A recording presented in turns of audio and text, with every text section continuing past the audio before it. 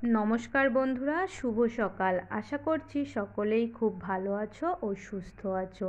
সকলকে আরও একবার নতুন করে অনেক অনেক স্বাগত জানাই সাথী ভিলেজ লাইফে। আজ বুধবার, এখন ওই সকাল 11টার কাছাকাছি বেজে গেছে। তো এই যে একটু মাঠে এসেছি। তো কী কারণে মাঠে এসেছি চলুন এবার বলি। এই যে দেখতে পাচ্ছেন একটা কলার কাঁদি ঝুলছে। এখান থেকে আমি আর মা মিলে আর কি একফানা কলা কাটবো, তার জন্যই এসেছি। সামনে যেহেতুই নীল পুজো আসছে, মাসটাও শেষ হয়ে এসছে, তো গাছেতে আছে বলে তার জন্য মা বলেছে এখান থেকে একফানা মতন কলা কাটবে। তার জন্য মা ওই যে কাঁচিটা আর কি লাঠির মাথায় বেঁধে নিয়ে চলে এসেছি দুজনে মিলে। কিন্তু এসে হয়তো এখন একটু হতাশ হয়েই পড়ছি। অনেক চেষ্টা করার পরেও আমি আর মা মিলে কলারটাকে কাটতে পারিনি। তো বাবা সন্ধ্যাবেলাতে বাড়ি আসবে, তারপরে আর কি কাটা হবে। তা তো ওখানে আরেকটা লাউ গাছে একটা ছোট্ট লাউ হয়েছিল, সেটিও আপনাদের সঙ্গে আর কি শেয়ার করলাম। তো তারপরেও মা আরেকবার অনেক চেষ্টা করেছিল, কিন্তু কিছুতেই পারেনি। তো তারপরে এই যে দেখুন কি সুন্দর লাউয়ের একটা ছোট্ট কড়ি এসছে। তো এই দেখে আর কি বাড়িতে চলে এলাম।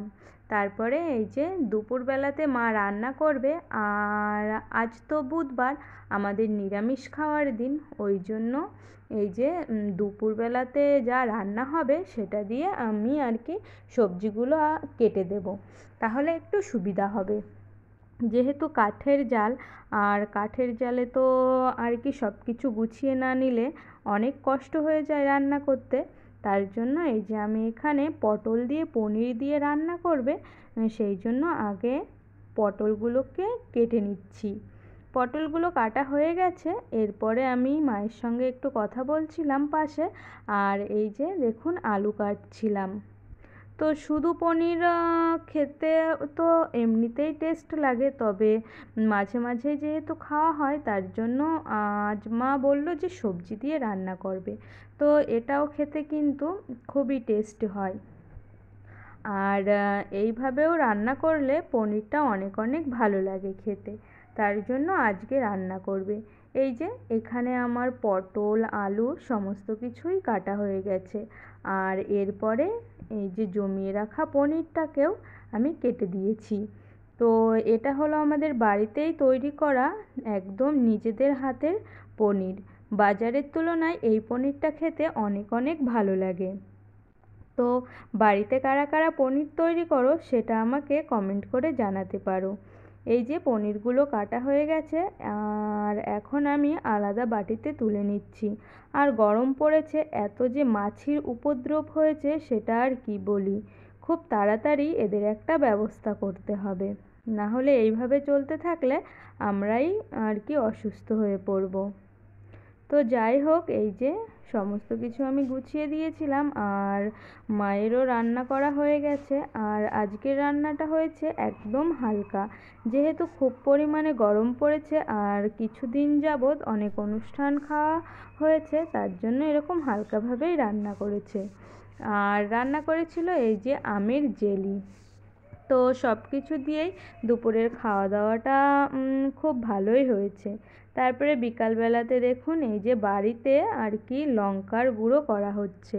যেহেতু বাড়িতে ঢেঁকি আছে, তাই মাঝে সাঝেই এরকম আর কি করা হয়।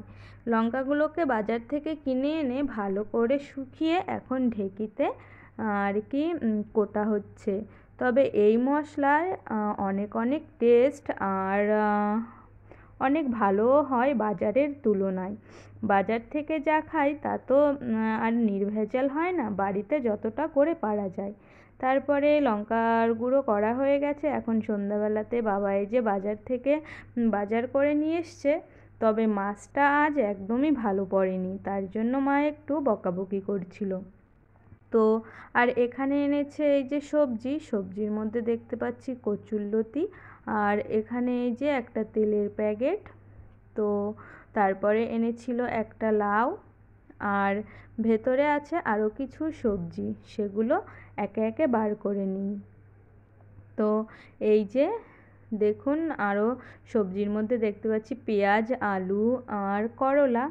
তো সব কিছু মিলিয়ে এই এতটুকুই ছিল ব্লগখানি। আপনাদের কেমন লাগলো অবশ্যই জানাবেন। যদি ভালো লাগে তাহলে একটা লাইক করে দেবেন, আর নতুন বন্ধু হলে অবশ্যই চ্যানেলটি সাবস্ক্রাইব করে আমার পাশে থাকবেন।